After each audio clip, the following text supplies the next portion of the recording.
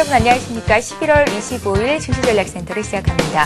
어제 금융시장은 북한발 악재를 꿋꿋하게 이겨내고 대단한 지수 복원력을 보여줬었는데요. 어제 시장 얘기를 잠깐 해볼까요? 아침에 팔았는데 후반에 지수가 올라서 억울하셨던 분들, 더 조정받기를 바라고 안 샀는데 지수가 생각보다 빠르게 상승이 되면서 조금은 아쉬운 분들 있으실 겁니다. 자, 보유 종목에 대한 궁금증들 증시전략센터에서 해결을 해드립니다. 무료 문자 번호죠. 013-3366-0110번으로 지금 바로 신청하시면 오늘 실시간 종목 상담 받으실 수 있습니다. 여러분들의 많은 참여를 부탁드리죠. 자, 간밤에 미국 증시가 소비와 고용 지표를 호재로 반등에 성공했다는 소식, 오늘 국내 증시의 상승을 이끌었습니다. 하지만 외국인들의 현선물 동시 매도 그리고 프로그램 매물이 시간이 지나면서 증가할수록 코스피에는 하방 압력이 가해졌고 코스피는 하락 반전을 한 상태인데요. 반면에 코스닥 지수는 나흘 만의 상승 흐름을 이어가고 있습니다. 현재 시장에는 어떤 이슈들이 있을까요? 박미래 아나운서가 소개합니다. 네, 시황센터입니다. 연기금의 매수로 어제 안정적인 모습을 보였던 코스피 지수, 오늘 뉴욕 증시 반등에도 주춤하는 모습을 보여주고 있습니다. 아무래도 북한 리스크 완화가 어제 선 반영됐기 때문으로 풀이가 되는데요. 현재 대형주가 주춤하면서 코스피 전반적으로 조정세를 이어가고 있습니다. 현재 코스피는 3포인트 하락한 1922포인트 기록하고 있습니다.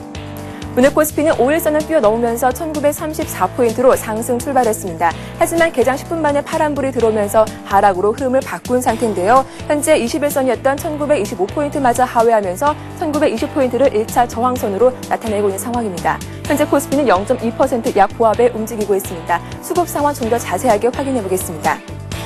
어제 기관의 힘으로 버티던 코스피 지수는 오늘 외국인의 매도에 눌린 상태입니다. 현재 외국인이 선 현물 시장에서 모두 매도로 대응하고 있는데요. 1,000억 원 넘는 물량을 팔고 있습니다.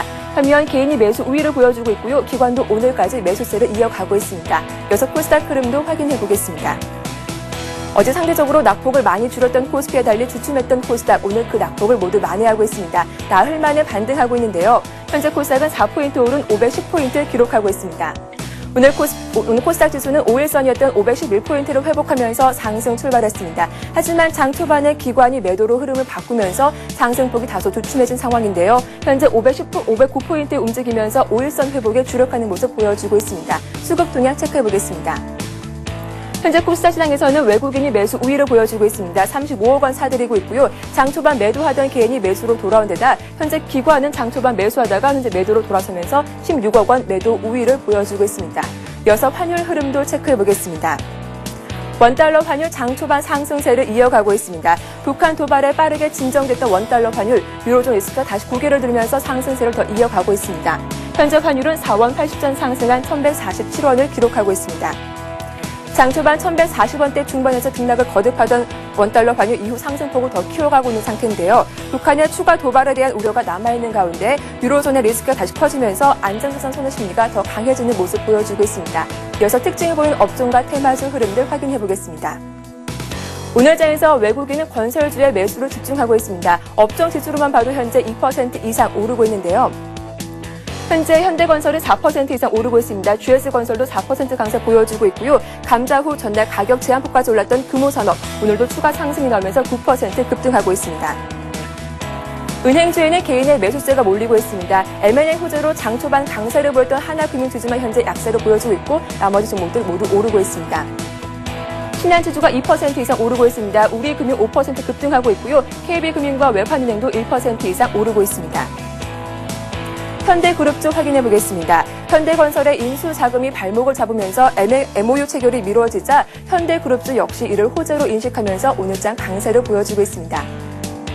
현대건설 4% 오르고 있습니다. 현대상선도 3% 이상 급등하고 있고요. 현대증권 1% 이상 오르고 있고 장 초반 강세를 보이던 현대엘리베이터 현재 약 9억원으로 집계되고 있습니다. 이어서 철도 쪽 확인해 보겠습니다. 브라질 고속철 건설 수주 기대감으로 어제장 이어서 오늘장까지 이틀째 큰 폭으로 오르고 있습니다. 하이로 코리아가 6% 급등하고 있습니다. 리노스와 세명전기가 2%, 3% 이상 강세 보여주고 있고요. 나머지 종목들 1% 내지 2% 이상 오르면서 전 종목에 빨간불 들어온 상태입니다. 마지막으로 게임 쪽 확인해 보겠습니다. 게임주 나흘 만에 반등하고 있는데요. 비스타 폐막 이후 조정받았지만 2011년 게임 업황이 호전될 것이라는 기대감에 오늘장 강세 보여주고 있습니다. YD 온라인과 게임비를 3% 이상 오르고 있습니다. 소프트맥스가 2% 이상 오르고 있고요. CJ인터넷도 2% 강세 보여주고 있고 나머지 종목들 강보합에 움직이고 있습니다. 지금까지 이 시각 시장 상황 살펴봤습니다. 예, 오늘 증시전략센터를 함께해 주실 두 분의 전문가를 소개해 드리겠습니다. 싱크풀의 윤용식 비숍님 나오셨고요. 이트레이드 증권의 정형훈 과장님 자리하셨습니다. 안녕하세요. 안녕하세요. 예. 자, 증시전략센터의 첫 코너죠. 전문가의 주간 종목 배틀 시간을 이어가 보겠습니다. 자, 오늘 종목 배틀을 시작하기에 앞서서 지난주 종목 배틀의 결과가 나왔습니다. 종목별로는 어떤 등락률을 보였을지 화면을 통해서 확인을 해봅니다. 예, 비숍님의 삼성 정밀화학이 강했습니다. 한 주간 2.4% 수익을 냈고요. 정영훈 과장님의 SM은 생각보다 주가 흐름이 좋지를 못했는데요. 마이너스 4.1%의 등락률을 보였습니다. 차트를 통해서 주가 흐름을 다시 한번 자세히 들여다보겠습니다. 먼저 비숍님의 삼성정밀화학부터 살펴볼게요. 삼성정밀화학은 2.4%의 수익을 냈는데요. 신고가를 내고 있는 종목입니다. 비숍님께서는 A급 종목이다. 분할 매수로 공략해보자 하셨는데 예, 역시 강했습니다. 10만 원까지도 올라갈 수 있을 종목이다 하셨는데 잠시 뒤 의견 들어보겠습니다. 정영훈 과장님의 SM의 흐름도 살펴볼까요? 자, 악재가 조금 부각되기는 했지만 기업의 펀더멘탈을 흔들지는 못할 것이라고 하셨었고 또 스마트폰이나 태블릿 PC 등이 콘텐츠 수요를 계속 자극하고 있기 때문에 올해보다는 내년도 전망이 더 좋을 것이다 라는 의견이셨는데요. 생각만큼 주가는 움직여주지를 못했습니다. 4.1% 마이너스 수익이 났는데 오늘장에서는 강한 모습을 보여주고 있습니다. 자, 비숍님의 삼성정밀화학부터 다시 한번 점검을 받아보죠. 네, 예. 뭐 폴리실리콘 사업에 진출을 했기 때문에요. 여러 가지를 보면은 동사의 패턴은 부담이 될 수도 있겠는데 지금 이미 어제랑 오늘 뉴스 나오는 거 보면 폴리실리콘 가격도 역시 원자재 가격인데 한 70% 이상 급등을 하고 있다고 합니다. 그런 부분이 삼성이 신수종 사업에 진출하는데 호재가 될 거고요. 최근 장세가 아무래도 뭐 전쟁 이야기도 있고 여러 가지 복잡하긴 합니다만 그 가운데 뼈대는 여전히 살아있다고 판단을 하는데 그 뼈대가 삼성그룹과 관련된 흐름이 아니냐, 또 하나는 좀 넓게 보면 은행주 아니냐 이렇게 볼 수 있다면 현재는 그 부분에 해당이 되는 삼성정밀화학이기 때문에요. 늘 그렇듯이 일주일만 보자고 추천을 하거나 배틀을 하지는 않습니다. 지금 매수를 해도 될 정도로 생각을 하고 있고요. 10만 원까지 목표가는 충분히 달성할 것으로 보여집니다. 예, 잘 알겠습니다. 자, 정영훈 과장님, SM이 좀 아쉽네요. 오늘까지 들고 있었다면 수익이 났었을 텐데요. 예. 말씀드렸다시피 이 정도 부분, 16,000원 정도 부근이 어느 정도 그 올해의 저점이 아닐까라는 그런 생각이 드는데요. 예. 앞으로다가 뭐 이 가격 이후로다가 좀 떨어지기 힘들다. 특히나 뭐 이제 그 돌발 악재인 어제 같은 시초가가 16,000원을 깨지 않았다라고 하는 거는 16,000원에 대한 강한 지지감 그리고 그 기술상으로다가 쌍바닥의 모습을 보이면서 단기적으로 상승이 추가로 가능하다라는 걸 보여주고 있습니다. 이 얘기는 그전에도 말씀드렸던 것처럼 올해보다는 내년도에 실적에 대한 그런 기대감들이 많기 때문에 이 부분에서 그 올라간다라고 하게 되면 이제 박스권이 22,000원 정도까지 보이는데요. 저점에서 사서 고점에서 매도를 하는 그런 트레이딩 전략도 괜찮다라고 생각을 합니다. 그래서 밑에서 사신 분들은 조금 더 보유를 하고 계신 게 좋지 않을까 생각을 합니다. 예, 잘 알겠습니다. 자, 이제 본격적으로 오늘의 종목 배틀을 시작해 보겠습니다. 자, 어떤 종목을 선택하셨을까요? 화면 통해서 확인을 해보죠. 예, 오늘 윤용식 비숍님께서는 다우기술을 들고 나오셨고요. 정영훈 과장님은 호남석유를 선택하셨습니다. 오늘장 어떤 흐름을 보이고 있는지 매수가를 결정해 봐야겠습니다. 자, 먼저 비숍님의 다우기술부터 살펴보겠습니다. 다우기술이 오늘은 조금 밀리는군요. 8,610원 선에서 거래가 되고 있는데요. 이 가격을 매수가로 결정하겠습니다. 정영훈 과장님의 종목 호남석유도 살펴보겠습니다. 호남석유는 오늘장 강합니다. 시장보다도 강한 종목이다라고 볼 수 있겠는데요. 2% 가까이 올라있는 가격입니다. 244,500원을 매수가로 결정하겠습니다. 자, 비숍님. 네. 다우기술은 자산 가치주다라는 얘기도 네. 들리거든요. 그렇습니다. 예. 최근 장세가 막히다 보니까 아무래도 이제 부담스럽죠.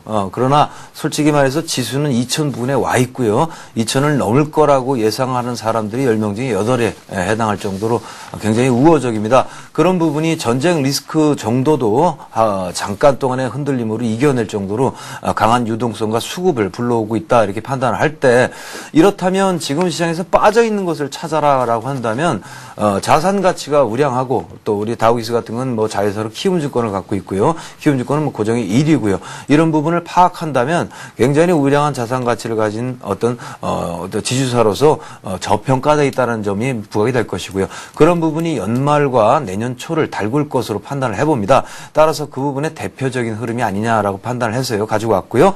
차트를 보시면 그렇다 보니까 윗부분에 잡혀진 어떤 박스권 9,000원이 상당히 되겠습니다. 그 부분을 돌파를 못해서 오랫동안 힘겹게 했다가요 돌파를 했는데 여러 가지 리스크로 빠지고 돌아서고 다시 바닥을 찍고 돌아서는 그런 양상을 보이고 있기 때문에 현재 패턴에서 매수를 하시는 것은 큰 부담은 없다라고 판단을 하고 있습니다. 넓게 봐서 꾸준히 몰고 나간다면 많은 수익이 가능할 것인데요. 일주일 단위로 목표가를 정한다 그러면 10,000원 정도 정하고요. 로스컷 기준은 이 하단 쪽에 한 8,200원이나 8,000원 정도까지 밑으로 정해주시면 좋을 것 같다 이렇게 판단을 해보고 있습니다. 예. 자, 비숍님의 다우 기술에 대한 흐름을 살펴봤습니다. 이번에는 정영훈 과장님께서 왜 오늘장 호남석유를 공략하시는지 얘기를 좀 들어볼 텐데요.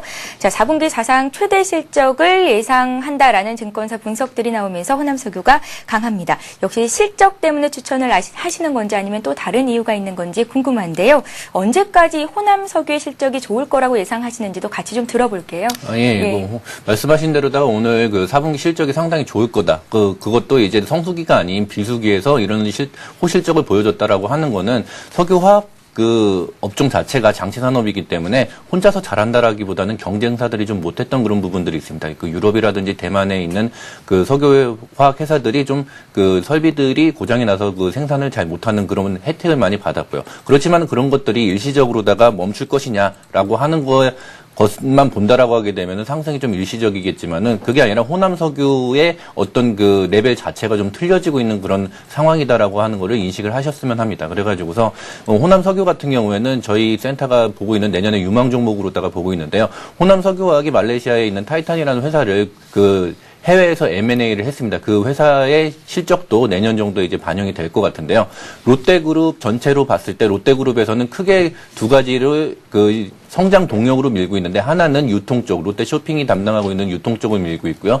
그다음에는 석유화학 쪽을 글로벌 리더로다가 키우기 위해서 롯데그룹에서 자금이라든지 그 모든 그 성장 동력을 쏟아붓고 있습니다. 그렇기 때문에 그거의 혜택이 바로 이 호남석유에 집중이 되고 있다라고 이렇게 생각을 하시면 될 텐데요.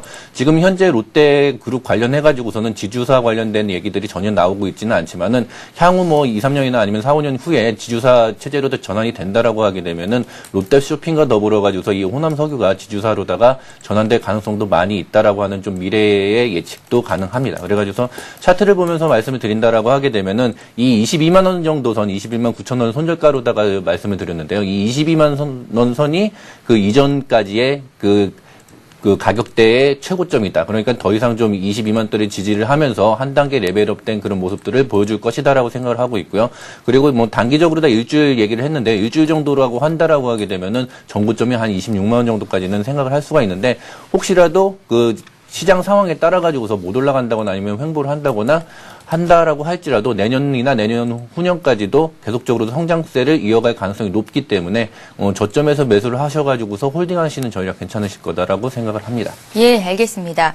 자, 변동성이 큰 장에서는 중소형주보다는 대형 우량주를 선택하는 게 더 맞겠다라는 의견이 나오고 있는데요. 그런 관점이신 것 같습니다. 오늘 두 분께서도 거래손에 있는 종목을 택하셨습니다. 한 주간 두 종목 어떤 흐름을 보일지 여러분들도 관심 갖고 지켜보시면 될 것 같습니다. 자, 지금까지 비쇼민과 정영훈 과장님의 주간 배틀 종목을 봤고요. 이번 시간은 여러분들의 종목을 상담해 드리는 시간이죠. 스타 Q&A 시간을 이어가겠습니다. 무료 문자 번호죠. 013-3366-0110번으로 지금 바로 신청하실 수 있고요. 오늘 실시간 종목 상담 해드립니다. 여러분들의 많은 참여를 부탁드립니다. 자, 먼저 들어온 종목들부터 한 종목씩 해결을 해드리겠습니다. 두산이 들어와 있습니다. 오늘 처음으로 상담을 해드릴 종목인데요. 연평도 포격 사건이 발생했음에도 불구하고 어제 코스피 대형 우량주들이 빠르게 주가를 회복하는 모습을 보이면서 이제 상대적으로 탄탄한 기초 체력을 과시했었습니다. 두산은 어제 올랐고요. 오늘도 1.8% 상승을 하고 있는데요. 두산을 가지신 분은 4만화 5인님이시고 14만 2,500원에 30%를 가지고 계십니다. 일단 좀 손해를 보고 계신데요. 비숍님께 드릴게요. 네. 두산은 뭐 굉장한 우량 회사고요. 여러 가지 실적 이 뭐 자회사 실적에 따라 이제 좌우가 되는데 자회사는 두산인프라코아라든가 두산중공업이라든가 굵직굵직하게 실적 개선세도 뚜렷하고요. 향후에 여러 가지 성장성도 기대가 되는 그런 부분을 머금고 있기 때문에 상당히 저평가 상태의 아주 뭐 안성맞춤의 형태의 지주사가 아니냐 이렇게 판단해 봅니다. 차트를 보면요. 안성맞춤이란 표현은 매수를 위한 안성맞춤이란 표현이 생략된 거라고 이제 알아두시면 되겠고요. 13만 원이 지지 라인이고 굉장히 중요한 라인입니다. 조금 일찍 들어가셨지 않느냐 하는 판단을 좀 해볼 수 있겠는데요. 가격 차이는 크지 않기 때문에 최근에 하락 좀 했던 부분은 이미 뭐 우리 문의하신 선생님만 하락한 게 아니고 다 빠졌기 때문에 그 정도에 이 정도밖에 안 빠졌다는 건 선방했다고 보시는 게 좋을 것 같고요. 그러니까 하락했던 부분은 잊어버리시고 본전이 되면 처분해야지 이거보다는 괜찮아 좀 빠졌다가 올라오는 거니까 본전을 통과해서 계속 밀고 나갈 거야라는 관점을 가지시는 게 좋을 것 같습니다. 1차적인 매도 목표는 16만 원 정도가 좋겠는데 좀 넓게 보시는 투자자라고 한다면 이 패턴에서 자꾸 나가신다면 16만 원 넘어서 20만 원까지 한 3개월 정도 목표를 두고 가셔도 될 거고요. 가깝게는 16만 원에서 끊어주시는 게 좋겠다. 이렇게 판단하고 있습니다. 예, 두산 봤습니다. 지주회사 두산이었고요. 자, 이번에 볼 종목은 덕산 하이메탈이라는 종목인데요. 6030님께서 19,800원에 10%를 가지고 계시다고 향후의 전망과 기술적인 분석 부탁드립니다 하셨습니다. 자, 요즘에는 조금만 수익을 내도 어찌나 부러운지 모르겠습니다. 덕산 하이메탈을 들고 가신 분 현재 수익을 보고 계신데요. 3분기 실적이 시장의 예상치를 벗어나면서 상회했다는 얘기가 들립니다. 내년 1분기부터는 실적이 더 크게 좋아질 것이다라는 예상도 들리는데요. 정영훈 과장님의 의견은 어떤지 여쭤보겠습니다. 예, 말씀하신 대로다가 덕산 하이메탈 하면은 이제 아몰레이드 관련해가지고서 그 대표적인 수혜주로다가 지금 보여지고 있는데요. 갤럭시 S의 그 판매가 확대됨에 따라서 그거에 따른 실적 호전들이 이제 수치상으로다가 나오고 있는 그런 상황들입니다. 그렇기 때문에 올해뿐만 아니라 내년 정도에 매출이나 영업이익 다 좋아질 가능성이 많다라고 보여지는데요. 하지만은 그 좋아졌다라고 하는 부분들이 어느 정도 주가에 좀 반영이 되고 있는 상황이기 때문에 기술적인 그 지지 라인을 보면서 한번 설명을 드리도록 하겠습니다.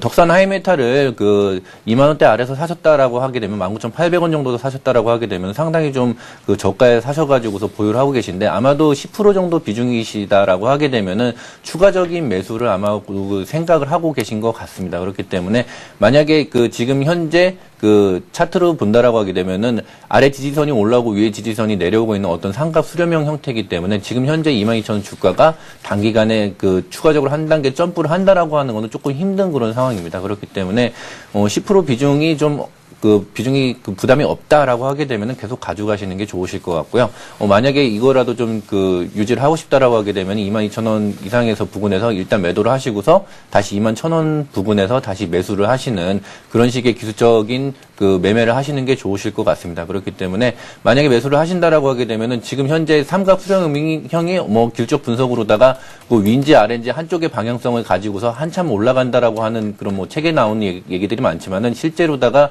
이런 삼각 수렴형이 이루어졌다라고 하더라도 한 달 정도 짧은 기간이기 때문에 앞으로다가는 오히려 지금 이런 삼각 수렴형보다는 2만 원대를 저점으로 하고 그다음에 22,000원대를 24,000원대를 좀 고점으로 하는 어느 정도 박스권이 내년 상반기 정도까지는 이루어질 것 같다라는 게 기술적인 분석에 대한 소견입니다. 그렇기 때문에 추가적인 매수는 좀 더 그 가격이 하락했을 때 하시는 게 좋으실 것 같습니다. 예, 알겠습니다. 자, 이번에 볼 종목은 5313님의 시젠이라는 종목인데요. 시젠을 66,000원에 30% 사셨습니다. 무상증자를 한다는데요. 앞으로의 전망 알고 싶습니다. 경남 거제시 주식 초보라고 닉네임을 남겨주셨습니다. 비숍님, 네. 어떻게 무상증자를 좀 받아봐도 괜찮겠습니까? 네, 그거는 이제 우리 의뢰하신 분께서 결정하실 문제가 아니나 판단을 해보고요. 예. 저는 무상증자 과정에 대한 걸 간단하게 설명을 드리면은 뭐 배당 기준일이 이제 아마 다음 달 1일인 걸로 알고 있습니다. 그래서 현재 주가는 아래로 빠지지도 않을 거고요. 1대1 무상증자이기 때문에 위로 많이 오르지도 않을 겁니다. 그러니까 어떤 정해진 틀을 오락가락하면서 그 기준일까지는 그대로 갈 것이고요. 주가는 이제 반토막으로 이제 뭐 조정이 돼서 시작을 할 뿐 수익금 더러 1대1이니까 주식수를 2배로 늘려드린다라고 보시면 되는데 좀 넓게 보시는 투자자라고 한다면 현재 66,000원이란 가격은 뭐 적절하게 잘 사신 가격이기 때문에 기다리셨다가 지금 전체 시황을 볼 때는 무상증을 받는 게 훨씬 더 이득이라고 판단이 되는데요. 급전이라든가 막 급히 돌려야 되는 자금, 성격상 주식 가지고 한 두세 달 갖고 있으면 막 병이 나시는 그런 분이라고 한다면 본전에서 살짝 올라왔을 때 끊어내시고 증자를 피하시는 것도 하나의 방법이 됩니다. 권장사항은 무상증을 받으시고 이건 새내기고 바이오 진단시약이고 그렇기 때문에 패턴 자체는 무상을 받아놓으면 한 4, 5개월 후에는 반토막 났던 게 다시 올라가면서 한 두세 배 수익이 가능한 종목이 되니까요. 그런 식으로 가는 게 좋을 것 같다 이렇게 권장해드리고 싶습니다. 예, 잘 알겠습니다. 자, 이번에 볼 종목은 현대백화점입니다. 현대백화점을 사신 분 3610님이시고요. 12만 9천 원에 20%를 가지고 있는데 매도 시점 알고 싶습니다 하셨습니다. 정용 과장님, 이제 백화점들이 쇼핑 시즌에 들어가거든요. 겨울 쇼핑 시즌이 들어가는데 현대백화점 매출이 좀 많이 늘 수 있을까요? 어떻게 주가에 좀 반영이 됐으면 좋겠습니다. 예, 유통 주식들 같은 경우에는 뭐 지금 말씀하셨다시피 백화점에 자주 가시는 분들이 예. 또 관심이 많이 있으실 텐데요. 올해는 유통 주식들이 뭐 롯데 쇼핑을 기점으로 해가지고서 상당히 많이 재평가가 이루어졌던 그런 한 해입니다. 그렇기 때문에 그 앞으로다가 내년도에 된 유통업체들 자체의 실적 전망치가 그렇게 높지가 않습니다. 그러니까 올해 많이 성장을 해서 2011년도 성장치까지 이미 반영이 됐다라는 그런 의견들이 많이 나오고 있기 때문에요. 그리고 또 하나는 그 특이한 상황으로다가는 유통이 국내에서 이제 국한이 되는 게 아니라 중국 쪽에 얼마나 잘 진출을 했느냐. 그래서 이제 신세계하고 롯데쇼핑을 보시면 알겠지만은 중국 시장에 잘 진출한 롯데쇼핑의 주가가 한 단계 더 레벨업 되는 상황을 볼 수가 있는데요. 현대백화점 같은 경우에는 그런 측면에 봤을 때는 그 국내 모멘텀 이외에 해외 모멘텀이 상당히 적다. 앞으로 뭐 진출을 하려고 하는 예정은 있지만 가시화되기까지 좀 시간이 걸리기 때문에 그런 측면에서 봤을 때 현대백화점은 단순하게 국내 내수 위주로다가 그 실적을 예상을 할 수밖에 없다.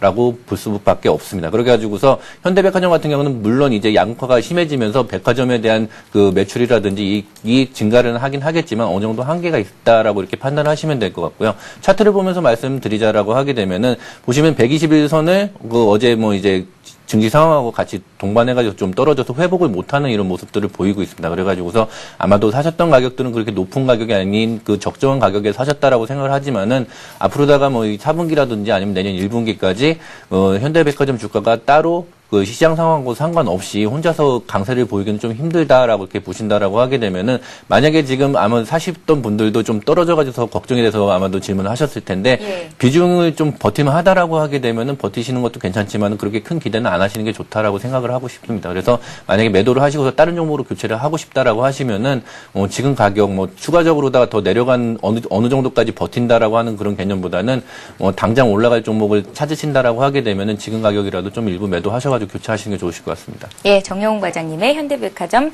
상담 들어봤습니다. 자, 이번에 볼 종목은 비숍님께 문의가 들어온 종목입니다. 하나우33님께서 비숍님께 꼭 부탁드립니다 하셨어요. 흥하해운을 1,515원에 45%를 가지고 계신데요. 손실이 크시다고 내년까지 어떻게 들고 가도 괜찮겠습니까? 전망 부탁드립니다 하셨습니다. 네, 예. 이미 뭐 손절 라인은 지나셨기 때문에 뭐 손절 얘기를 안 하시는 거는 맞고요. 워낙 바닥에서 올라오고 있는데 동사는 이제 부채 비율이 너무 높기 때문에 그 부분이 상당히 불안정하기는 합니다. 비중 자체가 45%이기 때문에 이 종목이 약간 물리면서 자금을 머물고 있기 때문에 먹고 있기 때문에 굉장히 좀 답답한 현재 여건이 아니냐 판단을 해보는데요. 현재 패턴에서 보시면은요, 이중 바닥을 찍으면서 더 상승을 할 만한 그런 공간을 만들고는 있습니다. 그래서 유가 흐름만 괜찮다고 한다면 유가의 흐름이 현재는 괜찮아졌는데요. 괜찮다고만 한다면 유가 상승 요인은 없다고 한다면 여기서 반등은 가능하다고 보기 때문에요. 현재 패턴에서는 지금 로스컷이나 이런 거 하시지 말고요.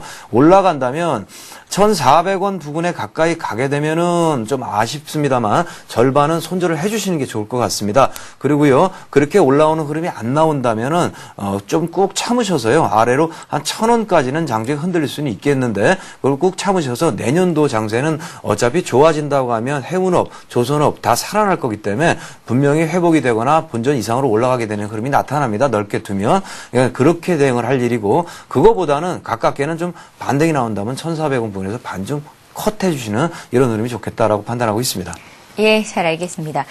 자, 오늘 자동차주를 중심으로 해서 운송 장비 업종의 주가 흐름이 제일 안 좋게 지금 나오고 있는데요. 그중에서도 상담 들어온 종목 만도를 좀 보겠습니다. 대표적인 자동차 부품주라고 알고 계실 텐데요.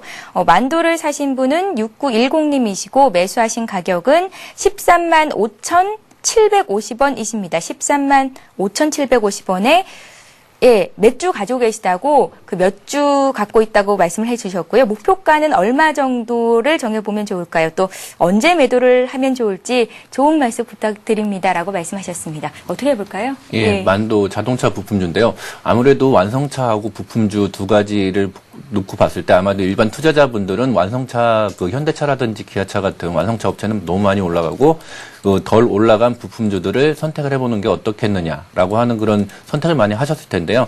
그렇지 않아도 자동차에 관련된 그런 내용들을 제가 그 월간 추천 종목 시간에 하려고 지금 준비를 해왔었는데 만도에 한정해서 말씀을 드리도록 하겠습니다. 만도는 부품 업체로다가 현대모비스하고 많이 비교가 되는데요.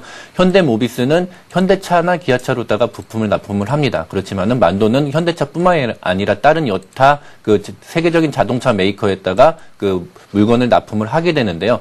그런 한 매출처가 한 곳에 뭉쳐 있는 게 아니라 여러 군데로 퍼져 있다라는 거에 대한 어떤 프리미엄이 존재하지 않을까라는 생각을 하시는데 이미 그 프리미엄이 반영된 가격이 지금 현재 가격이다라고 이렇게 판단을 하고 있습니다. 그렇기 때문에 차트를 보면서 말씀을 드린다라고 하게 되면은 지금 자동차 업종에 있는 그 여러 가지 그 애널리스트들이나 분석가들이 공통적인 의견은 만도에 대한 향후 그 어떤 그 전망을 봤을 때 현대차나 기아차하고 동시에 가지 않고 어떤 뭐 이제 그 만도 자체의 어떤 그 실적에 따라서 움직이긴 할 텐데 그런 프리미엄들이 이미 지금 주가에 반영이 돼 있다라는 의견이 대부분입니다. 그렇기 때문에 지금 사셨던 그 부분이 13만 5천 원 부분이다라고 하면은 어떻게 보면 좀 박스권의 상단이라고 이렇게 보실 수가 있습니다. 그래가지고서 지금 현재 가지고 가셨던 부분들은 아마도 이제 11만 원하고 13만 원 5천 원 정도의 박스권을 이루면서 계속적으로 다 움직이지 않을까라고 하는 그런 예측들이 많이 되고 있기 때문에 손절을 하신다라고 하게 되면은 지금 현재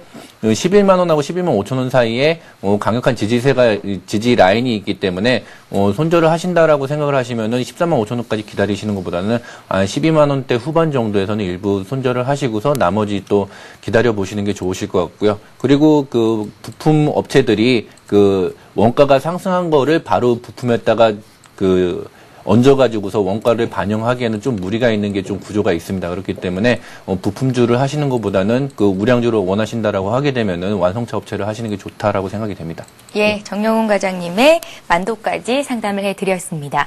자, 잠시 후에 월간 종목 배틀이 이어질 예정인데요. 이후에도 여러분들의 종목을 상담해드리는 시간은 있습니다. 무료 문자 번호죠. 023-3366-0110번으로 지금 바로 참여하실 수 있고요. 오늘 실시간 종목 상담 받으실 수 있습니다. 많은 참여를 부탁드립니다. 저희는 잠시 전하는 말씀 듣고 오겠습니다. 내 일상을 위한 최상의 선택. 서울경제TV 오후 생방송이 더 새롭고 다양한 코너로 시청자 여러분을 찾아갑니다. 센투자클럽 시즌2 고수들의 숨겨둔 비법을 공개한다. 백전무패 고수의 관심 종목. 돈 버는 지름길 성공 투자의 비밀. 핵심 전략만 쏙쏙. 더 많은 종목을 더 빠르게 60조 스피드 종목 상담. 국내외 주요 뉴스와 시장 분석은 물론 맞춤형 재테크 전략까지 알아보는 센 경제 현장. 매일매일 새롭고 명쾌한 고수들의 강의가 이어진다.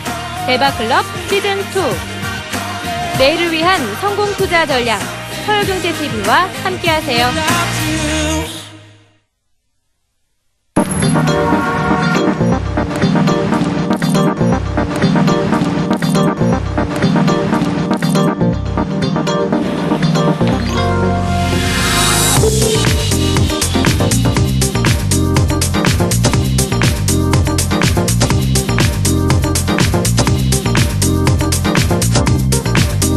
블룸버그 TV 국내 독점 채널 서울경제TV.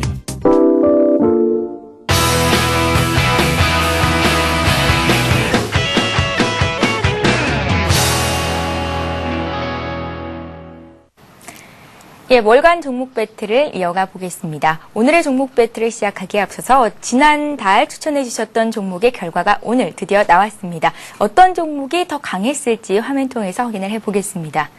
예, 비숍님의 웅진 싱크빅이 마이너스 2.7% 등락률을 기록했고요. 정영훈 과장님의 유비코스 역시 마이너스 수익이 났습니다. 마이너스 3.5% 등락을 보였습니다. 한 달간 주가 흐름을 차트를 통해서 자세히 전달을 해드리겠습니다. 비숍님의 종목부터 확인을 좀 해볼까요? 웅진 싱크빅인데요. 가치주로서 저평가되어 있는 종목이라는 말씀이셨죠. 덧붙여서 고배당주로서의 매력도 있다라는 말씀이셨는데 생각만큼 주가가 올라가지는 못했습니다. 마이너스 2.7% 등락을 기록했고요. 정영훈 과장님의 유비커스의 흐름도 살펴보겠습니다.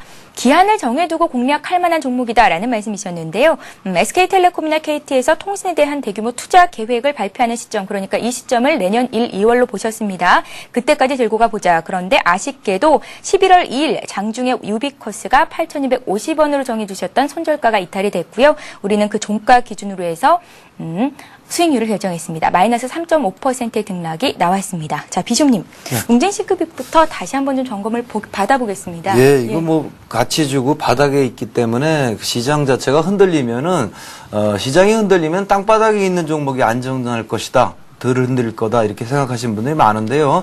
시장이 흔들릴 때는 신고가를 치는 종목이 훨씬 세고 덜 흔들립니다. 바닥에 있는 종목은 더 흔들리는데 다만 한계가 있을 뿐이죠. 동사의 패턴은 잘 올라가다가요. 그런 흐름을 이기지 못하고 주저앉은 이런 꼴이 됩니다. 차트를 좀 보시겠습니다. 그러나 추세 이탈도 전혀 없고요. 현재 잡았다가 끌고 올라가다가요. 잘 가다가 시장이 이제 여의치 않으니까 다운을 한 형상이 되는데 결국엔 다시 원위치로 왔고요. 흐름은 이제 다시 또 올라간다고 보시면 돼요. 그러니까 어느 세월까지 계속 왔다 갔다 하는 건 아니고요. 전체적으로 주봉을 보시면 현재 각도를 보실 수 있는데요. 꾸준한 상승세를 보이고 있는 패턴이 되겠고요. 여기서 기다리거나 남아있는 부분은 각도가 꺾어지면서 윗부분에 이제 폭발적인 시세가 조금 나올 수 있는 이런 부분이 기대가 되기 때문에 보유하신 분들은 별로 큰 탈이 없으니까요. 무난하게 가져가면서 수익 좀 나면 파셔도 되고 넓게 내년을 두고 본다면 3만 원 위쪽까지 시세를 가늠하셔도 충분히 달성할 종목이 아니냐 이렇게 판단해보고 있습니다. 예, 잘 알겠습니다. 자, 정영훈 과장님의 유비커스를 꼭 진단을 좀 받아봐야 할 것 같습니다. 예, 손절가가 나왔었고요. 그 이후로는 손절가보다 더 많이 밑으로 내려갔다가 오늘은 어제 또 반등이 좀 나오는데요. 어떻게 보면 좋겠습니까? 네, 말씀드린 대로다가 그 기관들이 많이 매수를 했었음에도 불구하고 주가가 한 단계 레벨업이 못 됐다라고 하는 거는 그 기대했던 SK텔레콤이나 아니면 KT의 그 대규모 투자에 대한 어떤 구체적인 청사진이 나오지 못했다라는 게 가장 큰 영향을 받았다라는 그런 생각을 하고 있고요. 말씀드렸다시피 그런 내용들이 나오기 전까지는 주가가 그거에 따라서 많이 흔들릴 가능성이 높다라고 생각을 하고 있습니다. 하지만은 그때 설명을 드렸다시피 현금성 자산이 1,000억 정도 가지고 있는 현금 자산이 우량한 회사이기 때문에 어느 정도 그 7,000원 아래 선에서는 그 지지를 하면서 코스닥 종목하고 틀리게 다른 코스닥 종목하고 틀리게 좀 지지력을 가질 수 있다라는 그런 기대감들이 있습니다. 그래가지고서 만약 이걸 좀 관심 있게 보시고서 또 저하고 같이 그 대규모 투자에 대한 그 관심이 있었다라고 하시는 분들은 아직까지는 좀 시기가 제가 생각했던 시기가 좀 빠르지 않았나라는 생각을 하고 있습니다. 그렇기 때문에 조금 시기를 늦춰가지고 내년 상반기 정도까지 본다라고 하게 되면은 오히려 지금 이 중간 정도에 있는 박스권 중간 정도에 있는 지금 가격들보다는 한 정도 내려와가지고서 7,000원이 깨진다거나 아니면 6,000원대 초반에 온다라고 하는 그런 가격대를 그 생각을 염두에 두시고서 저점에서 모아서 가시는 그런 전략을 펼치시는 게 좋지 않을까라는 생각을 하고 있습니다. 그래서 이전에 설명드렸던 대로다가 대규모 투자에 대한 수혜는 분명히 받을 건데 그 시기가 생각보다는 좀 늦어질 것 같다라는 게 진단입니다. 예, 알겠습니다. 자, 이제 본격적으로 오늘의 월간 종목 배틀을 시작해 보겠습니다. 오늘은 어떤 종목을 공략하실까요? 화면 통해서 만나보죠. 예, 오늘 윤용식 비숍님께서는 코오롱 건설주 중에서 한 종목 들고 나오셨고요. 정영훈 과장님은 현대차 우선주를 공략하십니다. 매수가를 결정해 보겠습니다. 자, 비숍님의 코오롱 건설부터 보겠습니다. 코오롱 건설은 브라질 고속철 수주 컨소시엄에 참여키로 한 5개 건설업체 중 하나인데요. 오늘 2.3% 정도 오릅니다. 4,400원에 매수가를 결정하겠고요. 정영훈 과장님의 현대차 우선주의 흐름도 살펴보겠습니다. 예, 현대차 우선주를 들고 나오셨는데 지난주에는 LG 화학 우선주를 공략하셨었습니다. 오늘은 2.3%, 2.9% 정도 하락해 있는 가격대인데요. 63,400원을 매수가로 결정하겠습니다. 비주님, 네. 다우기술의 매수 포인트부터 좀 들어볼까요? 예. 코롱건설. 예, 코롱건설, 죄송합니다. 코롱건설입니다. 예. 동사는 뭐 중소형 건설주들이 이제 한동안 반등 많이 했습니다. 이것도 많은 시세를 냈었고요. 예. 그리고 나서 뭐 아직 때가 안 됐으니까 늘 말합니다만 자다가 깨면은 뭐 오래 못 가는 건 뻔한 얘기고요. 다시 원위치로 돌아왔고요. 돌아온 상태에서 지금 오히려 방해 요소가 되는 것은 브라질 고속철 컨소시엄에 들어갔다는 게 좀 방해 요소로 오히려 생각을 하고 호재라고 보지는 않습니다. 괜히 물량들이 들어오게 되니까 이런 경우에는 꾸준히 오랫동안 상승을 하게 되는데 제가 이걸 이제 잡는 어떤 패스 포인트를 이제 말씀을 드리면 코롱 쪽에서요. 코롱건설 지분을 많이 확대를 하고 있고요. 지금 구조조정 자체를 이제 원래 지금 부채 비율이 좀 많기 때문에 부실한데요. 이런 부분이 구조조정 자체를 이루기 때문에 코롱건설을 알뜰살뜰 이제 다듬고 가꾸고 하는 흐름이 나올 가능성이 높다라는 시점으로 보고 있고요. 여기에 맞물려서 고속철처럼 이렇게 일회성 있는 그런 흐름 말고요. 전체적인 주택 시장이 어느 정도는 움트고 있는 거 아니냐, 살아나고 있는 거 아니냐 이렇게 볼 때 해당 부분이 이제 혜택을 보는 쪽은 대형 건설사가 될 테지만은요. 대형 건설사보다는 많이 억눌린 쪽은 이와 같은 코롱 건설이라든가 태형 건설이라든가 중소형 건설사 많이 눌려져 있거든요. 차트상 보시면 이런 상태에서 올라가는 게 더 시세가 크다라고 봅니다. 주식 투자는 시세 차익을 먹는 거기 때문에 그 회사가 지금 상태에서 더 좋고 잘 나가고 그것도 좋지만은 이런 경우에는 안정적인 기반을 만들어 놨다면 여기서부터 들어가서 쭉 한 달 가는 것도 괜찮다 이렇게 판단을 해보고요. 목표 가액은 따라서요. 한 달 정도면 여러 가지 뉴스라든가 이전 패턴을 감안할 때 7,000원까지는 가능하지 않겠느냐 이렇게 보여집니다. 상당히 많은 급등이 될 텐데요. 그게 가능한 것이 매력이고요. 로스컷 기준은 4,200원으로 제시를 하도록 하겠습니다. 예, 비쇼님의 코롱건설 잘만 올라가 준다면 지금 매수한 가격 대비해서 거의 2배 가까운 수익을 낼 수 있는 종목이다라는 말씀이셨으니까요. 함께 하시는 분들은 꼭 목표가 손절가를 잘 메모해 두시기 바랍니다. 자, 이번에는 정영훈 과장님의 종목 보겠습니다. 지난주에 LG 화학 우선주를 추천하시면서 LG 화학이 너무 가격이 높아서 부담스러우신 분 매수를 하라라는 말씀이셨고요. 오늘은 현대차 우선주를 공략하십니다. 뭐 현대기아차 잘 올라가는 건 누구나 알고 있을 텐데 현대차가 가격이 높은 건 사실이고 기아차를 보시는 분들이 많으시거든요. 그런데 왜 기아차가 아니라 현대차 우선주를 보시는지 얘기를 좀 들어볼게요. 예. 그 지금 가격대도 뭐 기아차가 5만 원대에 지금 왔다 갔다 하고 있고요. 그다음에 현대차 우선주는 63,500원 지금 하고 있는데요. 차이점은 그겁니다. 우선주냐 아니면 본주냐 그 차이점인데, 일단은 12월 달이라고 하는 그런 그 기간이 정해져 있는 이제 결산을 하고 그다음에 배당의 기준일이 되는 날입니다. 그래서, 일반 투자자들은 잘 하지는 않지만은 기관이나 외국인들이 주로 하는 그 모멘텀 플레이라는 게 있습니다. 그러니까 어떤 그 주가의 모멘텀이 그 예상이 된다라고 했을 때 그 종목을 먼저 사가지고서 그 시점이 넘어가게 되면은 파는 그런 식의 매매도 실제로다가 많이 이루어지고 있는데요. 만약에 본주하고 우선주하고 같이 놓고 봤을 때 지금 현재 그 본주를 따라서 우선주가 같이 움직인다라고 하게 되면은 본주를 사는 것보다 우선주를 사는 것들이 배당에 대한 그 퍼센테이지를 조금이라도 더 먹을 수 있기 때문에 그 우선주를 더 선호할 가능성이 높다라는 게 그런 한 가지 이유고요. 그렇다라고 하게 되면은 그 차이가 얼마나 되느냐라고 궁금해 하실 텐데 실제로 그 차이는 상당히 미미합니다. 그러니까 액면가 기준으로다가 한 1% 정도밖에 차이가 안 나기 때문에 그 차이는 미미하기는 하지만은 그 차이가 기관이나 외국인들한테는 상당한 매수 요인이 될 수 있다라고 하는 것들을 보시면 될 것 같고요. 그리고 차트상으로다 말씀을 드린다라고 하게 되면은 10월달 이후로다 한 단계 레벨업이 된 그 58,000원 정도 수준을 이제 손절가 라인으로다 생각을 하시고서 이제 현대차를 사시기가 좀 힘드신 분들, 그 분들이 12월 달까지 투자를 한다라고 하게 되면은 지금 우선주를 하시는 게 좋으실 것 같고요. 그리고서 만약에 올해가 아니라 내년까지도 길게 보신다라고 하게 되면은 아무래도 현대차보다는 기아차 쪽이 그 실적 개선의 여지들이 더 많기 때문에 기아차가 같이 빠진다라고 하게 되면은 기아차를 저점에 매수하시는 것도 괜찮으실 것 같습니다. 그래가지고서 예. 그래서 기아차하고 현대차하고 비교를 한다라고 하게 되면은 12월 달까지는 현대차 우선주를 하시는 게 좋고 12월 달 이후는 기아차를 하시는 게 좋으실 것 같습니다. 예, 그러니까 정영훈 과장님께서는 우리가 한 달 배틀이기 때문에 기아차보다는 현대차 우선주를 공략하시겠다라는 말씀이셨고요. 거기에는 고배당주, 배당주라는 매력이 있기 때문이다라는 말씀까지 덧붙여 주셨습니다. 자, 정영훈 과장님의 월간 종목 배틀 종목까지 들어봤습니다. 오늘의 배틀 결과는 4주 뒤죠. 12월 23일에 발표를 해드리겠습니다. 전문가 함께 매매하시는 분들은 꼭 목표가 순저가 잘 메모를 해두시기 바랍니다. 자, 이어서 시청자들의 종목을 상담해 드리는 시간이죠. 스타 Q&A 시간을 함께하겠습니다. 013-3366-0110번으로 지금 바로 문자 참여하실 수 있습니다. 자, 먼저 들어온 종목들부터 또 상담을 시작해 보겠습니다. 자, 한정 KPS가 들어와 있는데요. 7043님께서 문의를 하셨습니다. 한정 KPS를 59,400원에 여러 차례 분할 매수를 하다 보니까 100% 비중이 돼버렸습니다. 진단 부탁드립니다 하셨는데요. 비숍님, 네. 좀 봐주세요. 예, 한정 KPS 뭐 되게 좋은 회사인데요. 뭐 원인은 아시다시피 터키 원전이 이번에 이제 G20 기간 중에 수주가 된다, 될 것 같다, 뭐 이랬는데요.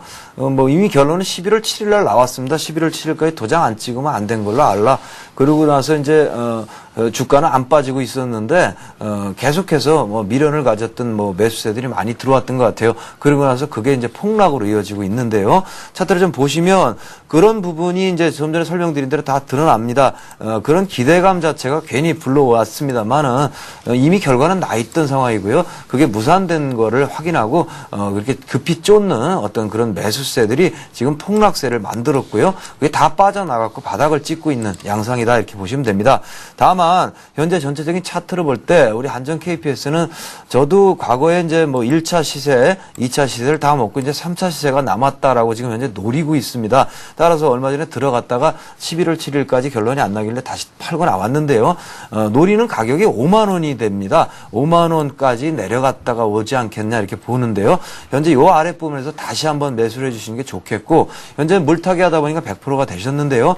5만 9천 얼마에 사시고 5만 6천 얼마가 되니까 5, 6% 손실 상태이십니다. 그러나 시장 상황이 전쟁 때문에 푹 눌렸다가 반발을 하니까요. 이 종목도 위로 슬쩍 뜰 겁니다. 그 뜰 때요. 로스를 줄인 상태에서 최소한 30% 이하로 다 덜어내십시오. 그리고 함께 5만 원에서 5만 3천 원 사이 구간에서 다시 착착 받으신다면 원전 재료는 내년 초라든가 계속해서 전 세계를 달굴 만한 재료로 판단을 하고요. 터키 원전 아니어도 우리나라 뭐 줄대는 거 많습니다. 뭐 여기저기 남아공 뭐 여기저기 많기 때문에 충분히 줄줄이 이제 수주 소득이 이어질 가능성이 높습니다. 그렇기 때문에 포기할 건 아니고 그 정도의 테크니컬한 대응만 해주시면 좋겠다 이렇게 판단하고 있습니다. 예, 비숍님께서 자세하게 진단해 주셨으니까요. 잘 한번 참고해 보시기 바랍니다. 자, 이번에 볼 종목은 평화전공인데요. 어떻게 정영우 과장님께 오늘 자동차 관련주들이 계속 가고 있습니다. 오늘 추천주도 자동차 주였죠. 이번에 볼 종목은 평화전공인데요. 평화전공을 매수하신 분의 가격을 보겠습니다. 3964님께서 문의를 하셨는데요. 사신 건 아니고 오늘 좀 매수를 해봐도 되겠습니까? 라는 질문이십니다. 어떻게 해볼까요? 예, 네. 그 자동차주에 대해서 그렇게 좀 관심이 많으시다라고 하는 거를 알 수가 있는데요. 예. 그리고 자동차 주식들에 대해서 관심이 많고 그다음에 내년이나 내후년 정도까지 현대차나 기아차의 그 글로벌 시장에서 성장 스토리들이 유효하다라는 거에 대해서 그 저희뿐만이 아니라 뭐 일반 투자가 분들도 그다음에 기관이나 외국인들도 다 공감을 하고 있는 그런 상황입니다. 그렇지만은 모두가 좋다라고 해가지고서 주가가 그 같이 움직이는 건 아니기 때문에 지금 현재 그 자동차 주식이 없으신 분들이 포트폴리오에 편입을 하려고 상당히 많이 보고 있는데 예. 그거를 많이 올라간 지금 현대차나 기아차를 살 것이냐 아니면 그 밑에 있는 부품주를 살 것이냐에 대한 그런 그 선택을 하려고 하는 그런 것들이 많이 있는 것 같습니다. 그래서 평화전공을 이제 차트를 보면서 말씀을 드리도록 하겠습니다. 차트를 보면서 말씀을 드리면은 현대 기아차하고 똑같이 움직이는 것처럼 했지만은 어떻게 보면 9월달 이후로다가는 현대 기아차들이 한 단계 올라가는 그 시점을 같이 치고 못 올라가는 그런 상황들이 있는데 이 얘기는 부품주들의 어느 정도의 한계를 얘기를 한다라고 보시면 될 것 같습니다. 원가가 상승을 함에도 불구하고 제품 가격에 그 원가 상승률만큼 다 이전을 못하지만은 완성차 업체들 같은 경우에는 그 원가 상승률에 대한 것들을 제품 가격에다가 충분히 반영을 하고 있다라고 하는 그런 측면에서 부품주들이 그 완성차들보다는 그 어떤 뭐 원자재 가격의 등락이라든지 이런 것들에 대해서 좀 취약한 점을 가지고 있다라고 하는 것들을 명심해 둬야 될 것 같습니다. 특히나 평화전공 같은 경우에는 이제 현대차 그룹에 대한 그런 매출 비중이 높기 때문에요. 아마도 평화전공이 그 어떤 현대차 이외에 다른 그 자동차 메이커에 납품을 하게 된다라고 하게 되면은 매출처 다변화에 의한 아까도 만도에서 말씀드렸던 것처럼 그런 프리미엄들을 받을 수 있긴 하지만은 그런 상황이 아니다라고 하게 되면 오히려 현대기아차의 그 주가 흐름을 따라가고 빠질 때는 더 많이 빠지고 올라갈 때는 더 못 올라가는 그런 흐름이 나올 가능성이 높습니다. 그렇기 때문에 자동차 주식들을 보신다라고 하게 되면은 평화전공을 하시는 것보다는 완성차 쪽으로 하시는 게 좋으실 것 같고요. 그리고 또 하나 우려가 되는 것들은 이제 그 북한에서 그 얘기했던 거 어제하고 그저께하고 많이 좀 그 주식시장에서 해석 기사들이 많이 나오기는 했는데요. 그거가 빌미가 돼가지고서 국제사회에서 미국이나 중국의 사이가 좀 악화될 그런 가능성도 있습니다. 그렇게 된다라고 하게 되면은 충격을 받는 거는 아무래도 중소형주들이 그 주가가 한 단계 더 충격을 받을 때 좀 더 많이 받을 수가 있기 때문에 추가적인 매수를 하신다라고 하게 되면 철저히 기관이나 외국인들이 살 수 있는 그런 대형주로다가 집중을 하시는 게 좋지 않을까 생각을 합니다. 예, 그러니까 결론은 자동차 부품주를 어설프게 들어가기보다는 완성차 업체의 주가를 보자라는 말씀이셨습니다. 자, 이번에 볼 종목은 메디포스트인데요. 메디포스가 오늘 벌써 7.8% 급등하고 있습니다. 42,000원에 거래가 되고 있는데 오늘 바이오시밀러 관련주들이 일제히 오릅니다. 그에 대한 영향을 좀 받고 있는 것 같은데요. 메디포스트를 문의하신 분은 6361님이시고요. 42,400원에 샀습니다. 판매가를 좀 알고 싶습니다 하셨어요? 네, 예. 일단 오늘 사셨는지 아니면 전에 사셔서 내려갔다 올라온 건지에 따라 조금 이제 심리적으로 틀리시겠습니다만 예. 일단 뭐 보편적인 기술적 분석을 좀 해드리겠습니다. 동사는 줄기세포나 제대열과 관련된 회사고요. 바이오시밀러 관련 회사입니다. 현재 차트 패턴을 잠깐 보시면 상단에 5만 원 정도가 일단 저항선이 되겠고요. 5만 원까지는 일단 채우러 올라가는 거다 이렇게 보시는 게 맞습니다. 시장이 큰 교란만 없다면 현재 본전에 오셨습니다만은 그냥 몰고 나가서 5만 원까지 목표 수익을 달성하면 좋겠는데 제가 처음에 모두 발언 비슷하게 말씀드린 게 이전에 사서 물린 사람이면 이게 어렵단 말입니다. 흔들리면 힘드니까요. 이전에 사서 물렸다가 회복되신 분이라면 말이죠. 본전에보다 약간 수익이 나면 일단 팔아주시는 게 더 속이 편하실 거고요. 오늘이나 이렇게 사서 잠깐 흔들리는 상태야 이렇게 하면은 5만 원까지 목표가를 가지고 가는 게 좋지 않겠나 이렇게 판단을 해보고 있습니다. 예, 잘 알겠습니다. 자, 이번에는 건설주 중에서 한 종목을 보겠습니다. 오늘 건설주가 기관과 외국인의 매수 속에 정말 많이 오르고 있죠. GS건설을 매수하신 분의 가격을 좀 살펴볼까요? 얼마에 사셨나? 잠시만요. 10만 원에 매수를 하셨다고요. 한 30% 정도 비중을 가지고 계시다고 합니다. 추가로 더 사도 괜찮을까요? 라고 질문을 하셨는데요. 정효 과장님. 예, 좀 더 사봐도 되겠습니까? 예, 건설주에 대한 지금 외국인이나 기관들의 매수세 그리고 요번 주를 봤을 때 흐름이 상당히 좋았습니다. 그 북한에 있는 어떤 문제들을 좀 혼자서 극복을 하는 그런 업종처럼 이렇게 보여졌는데요. 일단은 해외 시장에 대한 그 플랜트라든지 아니면 엔지니어링에 대한 그런 부분들이 재부각이 되면서 GS건설 같은 경우에는 신고가 부분을 지금 갱신을 하고 있는 그런 상황입니다. 그렇다라고 하게 되면은 지금 보유하고 계셨기 때문에 신고가를 내고 추가적으로 올라갈 것이다라는 그런 기대감으로다가 사셨는데요. 지금 현재 조금 더 한 단계 더 레벨업이 되지 않을까라는 기대감 때문에 추가적인 매수를 하시려고 기획을 하신 것 같습니다. 하지만은 비중이 이제 30% 이상으로 다 넘어간다라고 하게 되면은 건설주 자체 가지고 있는 어떤 뭐 이제 리스크 요인들을 감안을 해봤을 때 지금 현재 상황보다 그 주식을 늘리는 거는 가격이 좀 떨어졌을 때 하시는 게 좋으실 것 같고요.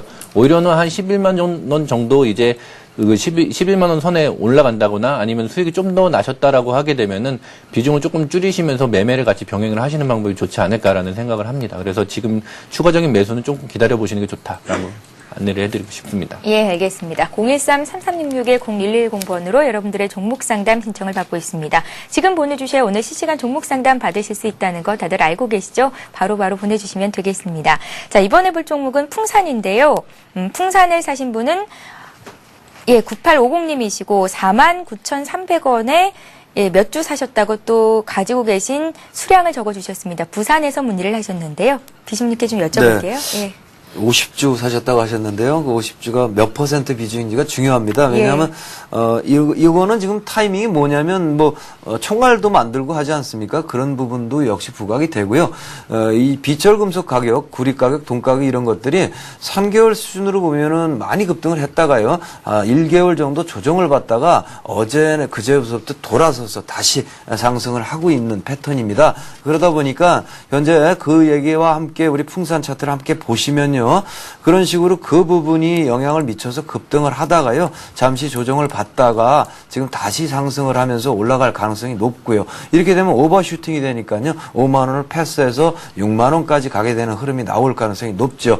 여기다가 전쟁과 관련된 그런 흐름도 또 불을 지를 수도 있고요. 이런 부분이 있기 때문에 여러 가지가 괜찮은데 다만 이제 주의사항은 비중을 전체 자금의 20%가 넘는 범위로 하시면은 아무래도 이런 패턴이기 때문에 등락이라든가 변동성이 심해질 수가 있습니다. 그렇게 되면 많이 넣으면 아주 당황하게 되니까 20% 이하로만 하시고요. 너무 조금 사셨으면 의미가 없으니까 더 채워주세요. 그래서 전체 자금의 한 20%까지는 채우실 수 있는 가격대가 아니냐 이렇게 판단을 해보고요. 목표가액은 5만 원을 패스하면 6만 원까지 가시면 좋을 것 같고요. 로스컷 기준이 되는 부분은요. 현재 가격이 되겠는데 동사는 4만 5천 원 정도를 주시고요. 좀 흔들려도 참는 정도의 흐름을 하시면 좋을 것 같다. 이렇게 판단하고 있습니다. 예, 자, 일부 종목 상담 시간은 여기서 마치겠습니다. 지금까지 싱크풀의 비숍님 그리고 밸류25의 정영훈 과장님과 함께했습니다. 말씀 고맙습니다. 예, 이어지는 2부에서도 역시 013-3366-0110번으로 들어온 여러분들의 종목을 상담해 드리고 있습니다. 예, 친절한 종목 상담을 받으실 수 있는 코너가 마련이 돼 있으니까요. 여러분들의 많은 참여를 부탁드립니다. 저희는 잠시 뒤 2부에서 뵙겠습니다. 고맙습니다.